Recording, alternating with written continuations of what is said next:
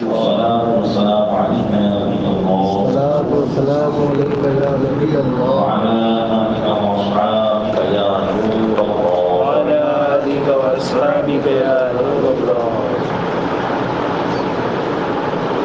بحمد تعالیٰ ہم مسلمان ہیں اور کیونکہ ہم ایمان لائے اور ایمان کی بنیاد عقائد پر ہوا کرتی ہے. عقائد یہ جمع کا لفظ ہے اور اس کا واحد جو ہوتا ہے وہ عقیدہ. عقیدہ جیسے مثال کے طور پر ہم اگر کوئی عمارت تعمیر کرتے ہیں تو اس کی بنیاد رکھتے ہیں. اس پوری عمارت کی بنیاد ان ستونوں پر ہوتی ہے. اگر وہ ستون ڈہ جائے تو عمارت ڈہ جاتی ہے. تو ایسے ہی ایمان کی بنیاد اسلامی عقائد پر ہے. اگر ان میں سے ایک عقیدہ کی ڈیمیج ہوتا ہے، ایک عقیدہ بھی غلط ہوتا ہے، تو ہو سکتا ہے کہ پورا ایمان ہی برباد ہو جائے. اس لیے ان عقائد کا جاننا ضروری ہے. یاد رکھیے علم دین کی دو قسمیں ہیں، ایک علم کلام اور ایک علم فقہ. علم کلام اس علم کو کہتے ہیں جس میں دین اسلام کی حقانیت کو ثابت کیا جاتا ہے. اس لیے کہ ہر زمانے میں دین اسلام کو طاقت کے بلبوتے پر بھی مٹانے والے پیدا ہوئے اور دلیلوں کے بلبوتے پر بھی مٹانے والے پیدا ہوئے. انہوں نے طرح طرح کے اعتراض کیے اور مسلمانوں کے ایمان کو متزلزل کرنے کی کوشش کی. تو علم کلام کے ذریعے ان لوگوں کے جوابات دیے جاتے ہیں جو ایمان کو غلط صنعت اعتراضات کے ذریعے متزلزل کرنے کی کوشش کرتے ہیں. تو یہ اس کا تعلق جو ہے غیروں سے ہوتا ہے، یعنی یہ علم غیروں سے مقابلہ کرنے معاملہ کرنے کا کام. اور ایک ہوتا ہے علم فقہ. علم فقہ جو ہے جو ہمارے شرعی مسائل جیسے پیدائش سے لے کر موت تک ہمیں جن جن مسائل اور احکام پر عمل کرنا ہے یہ سب علم فقہ کہلاتا ہے. تو علم کلام ہی کی ایک قسم عقیدہ بھی ہے، یعنی اللہ عز و جل کے تعلق سے ہمیں کیا سوچ رکھنی چاہیے. پھر اس کے بعد انبیاء کرام کے تعلق سے، فرشتوں کے تعلق سے، جنت و دوزخ کے حوالے سے، اس کے بعد مرنے کے بعد اٹھنے کے حوالے سے. یہ ایک پورا باضابطہ ایک نظریہ ہے جس کو قائم رکھنا ایک مسلمان کے لیے ضروری ہوتا ہے. اگر یہ نظریہ خراب ہوتا ہے تو ایمان خراب ہو جاتا ہے. تو آج کی سب سے پہلے ہم اللہ تبارک و تعالیٰ کے تعلق سے، کیونکہ ہم اللہ کی عبادت کرتے ہیں، تو اللہ کے تعلق سے بعض دنیا میں وہ انسان ہیں جو کسی کا وجود مانتے ہی نہیں ہیں. وہ مانتے ہی نہیں ہیں کہ کائنات کا نظام چلانے والا کوئی ہے. وہ بس مادیات کو ہر چیز میں سبب کو ہر چیز میں مانتے ہیں کہ ہر چیز سبب سے ہوتی ہے، کوئی اس کا نظام چلانے والا نہیں. ایسے لوگوں کو اسلام میں دہریہ کہا جاتا ہے. دہریے کہ جو خدا کے وجود ہی کے ڈھونڈتے ہیں. اور بعض لوگ وہ ہیں جو خدا کے وجود کو تو مانتے ہیں، یعنی یہ تو مانتے ہیں کہ ہاں دنیا کا کوئی نظام چلا رہا ہے، کوئی پیدا کرتا ہے، کوئی مارتا ہے، کوئی رزق دیتا ہے، لیکن ان کا یہ ماننا ہے کہ یہ کام ایک نہیں کر سکتا بلکہ بہت سارے معبود ہیں جو یہ سارے کام کر رہے ہیں. جیسے ہندوستان کے کافی بھی کہ ان کا یہی نظریہ ہے کہ مارنے والا کوئی اور ہے، جلانے والا کوئی اور ہے، رزق دینے والا کوئی اور ہے، بچے پیدا کرنے والا کوئی اور ہے. تو یہ ان کا ایک نظریہ ہے. اور اسلام اس بارے میں ہمیں کیا نظریہ دیتا ہے؟ ہمیں یہ نظریہ دیتا ہے کہ اللہ عز و جل ایک ہے، جس کی عبادت کی جاتی ہے وہ ایک ہی ہے. جیسا کہ قرآن کریم میں اللہ نے ارشاد فرمایا قل هو اللہ احد. اے محبوب آپ فرما دیں کہ وہ اس لیے کہ جب قرآن نازل ہو رہا تھا تو مکہ کے مشرکین بھی بہت سارے معبودوں کو پوجتے تھے، بہت سارے معبودوں کو پوجتے تھے۔ 360 بت انہوں نے کعبے میں نصب کر رکھے تھے اور سب کی عبادت کرتے تھے۔ تو فرمایا کہ محبوب فرما دو کہ جس کی عبادت کی جائے وہ اللہ ایک ہی ہے، اس کا کوئی شریک نہیں۔ شریک یعنی ساجے دار، پارٹنر، کہ کائنات کا نظام چلانے میں اس کا کوئی پارٹنر نہیں، سارے نظام کو منفرد طرح چلاتا ہے۔ جیسا کہ قرآن کریم نے اس بات کو ارشاد فرمایا، لا شریک لہ، اس کا کوئی شریک نہیں، نہ ذات میں، نہ صفات میں، نہ افعال میں، نہ احکام میں، نہ اسماء میں۔ یعنی جیسے یہ ہماری ذات ہے، اب ہماری ذات اس اعتبار سے کہ وہ ذات ہے یہ ایک ہے، لیکن اس جیسے دوسری ذات بھی ہو سکتی ہے۔ کھانا پینا، رہنا سہنا، ایک انسان، سبھی اس طریقے کے کام کرتے ہیں، لیکن اللہ کی ذات ایسی ذات ہے جو یکتا ہے، اس کی ذات میں کوئی اس کا شریک نہیں ہو سکتا۔ یعنی یہ نہیں کہا جا سکتا ہے کہ خدا بھی اللہ کی ذات میں شریک ہے، معاذ اللہ۔ اسی طریقے سے اس کی صفات میں بھی، صفات جیسے مثال کے طور پر ہمارے کام کاج، ہمارے جیسے اللہ کی صفات کیا ہے؟ اس کا خالق ہونا، یعنی پیدا کرنے والا، اس کا رازق ہونا یعنی رزق دینے والا، اس کا زندہ کرنے والا ہونا، اس کا مارنے والا ہونا۔ تو کسی بھی صفات میں کوئی اس کا شریک نہیں ہے، نہ ہی اس کے کام میں کوئی اس کا شریک ہے، اور نہ ہی اس کے احکام میں کوئی اس کا شریک ہے۔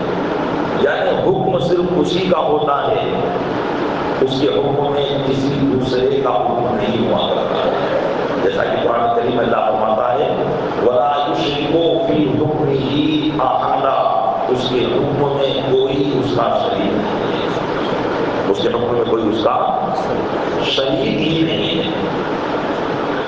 وہ واجب الوجود ہے، واجب الوجود، وجود کہتے ہیں موجود ہونے کو، موجود ہم بھی ہیں اور موجود اللہ تبارک و تعالیٰ بھی ہے، لیکن ہمارے موجود ہونے میں اور اس کے موجود ہونے میں بہت فرق ہے۔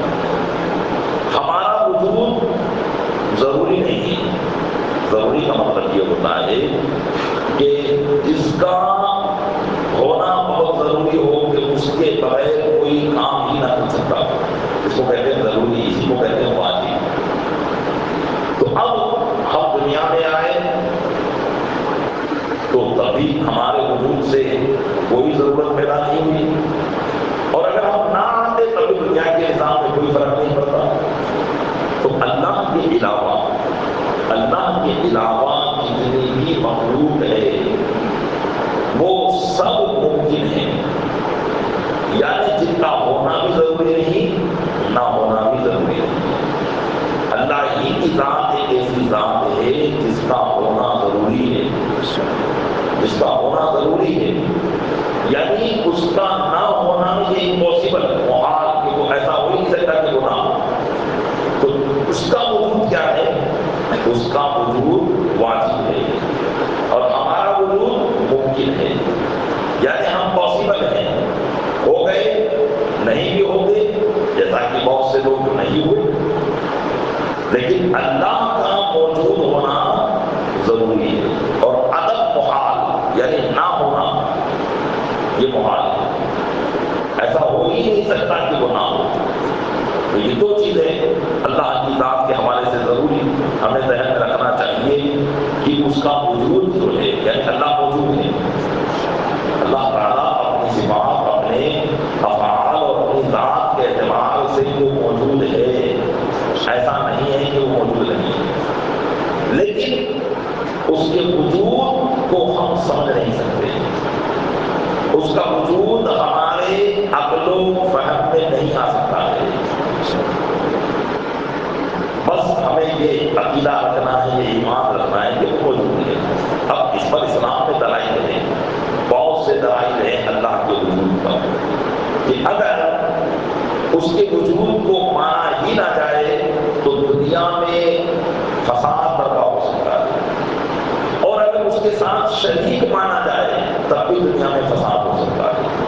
اسی بات کو اللہ تبارک و تعالیٰ نے ارشاد فرمایا لو کان فیہما آلہۃ الا اللہ لفسدتا، اگر زمین و آسمان میں اللہ کے علاوہ چند معبود ہوتے، زمین و آسمان میں اللہ کے علاوہ چند معبود ہوتے تو ان میں فساد برپا ہو جاتا، یعنی کہ تباہ و برباد ہو چکے ہوتے۔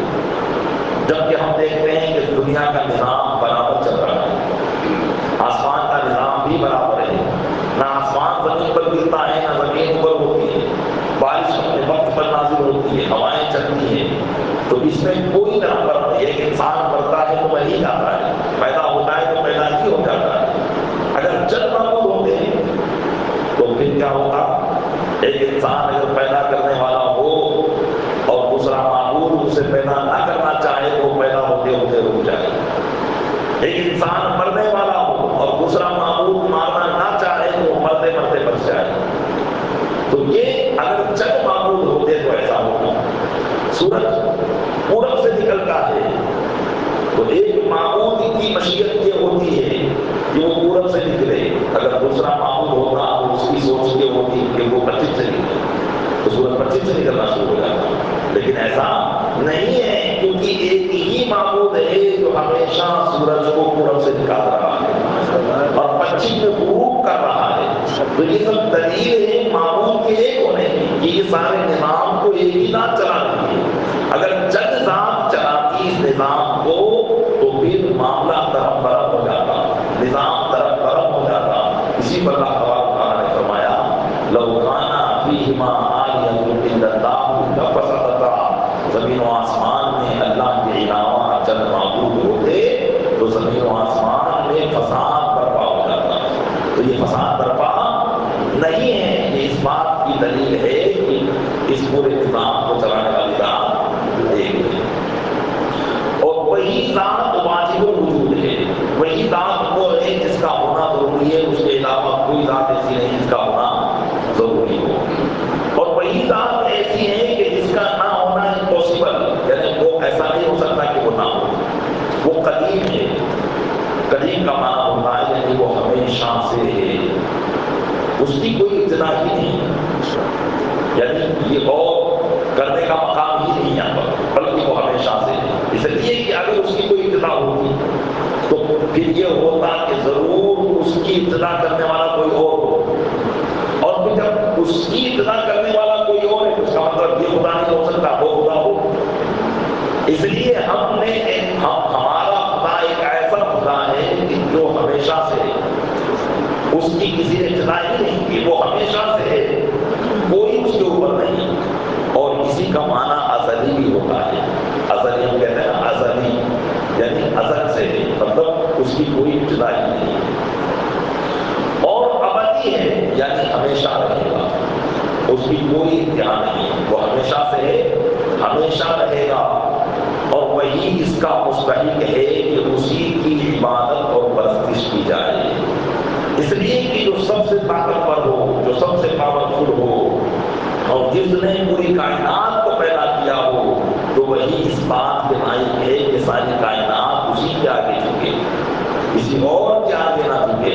اسی لیے اللہ تبارک و تعالیٰ نے قرآن میں ارشاد فرمایا یا ایھا الناس اعبدوا ربکم الذی خلقکم، اے لوگو اپنے اس رب کی عبادت کرو جس نے تم کو پیدا کیا، کیونکہ جس نے تم کو پیدا کیا ظاہر سی بات ہے کہ وہی عبادت کے لائق ہوگا۔ پیدا کسی نے کیا اور عبادت کسی اور کی کرو، یہ کیسے ہو سکتا ہے؟ تو جب تم مانتے ہو کہ ہمیں پیدا اللہ نے کیا ہے تو پھر عبادت بھی اسی کی ہونی چاہیے، اس کے ساتھ کسی اور کی عبادت نہیں ہونی چاہیے۔ جب یہ مانتے ہو کہ پیدا اسی نے کیا ہے تو سب اسی کے آگے جھکانا چاہیے، نہ کہ کسی اور کے آگے۔ تو یہ چند عقائد اللہ عز و جل کی ذات کے تعلق سے بیان ہوئی، انشاءاللہ آئندہ بھی بیان ہوں گے۔ اللہ تبارک و تعالیٰ اپنے محبوب صلی اللہ علیہ وسلم کے صدقے میں ہمیں انہیں عقائد پر فرمائے دائم فرمائے، آمین بجائے نبی صلی اللہ علیہ وسلم۔ السلام علیکم و رحمۃ اللہ وبرکاتہ۔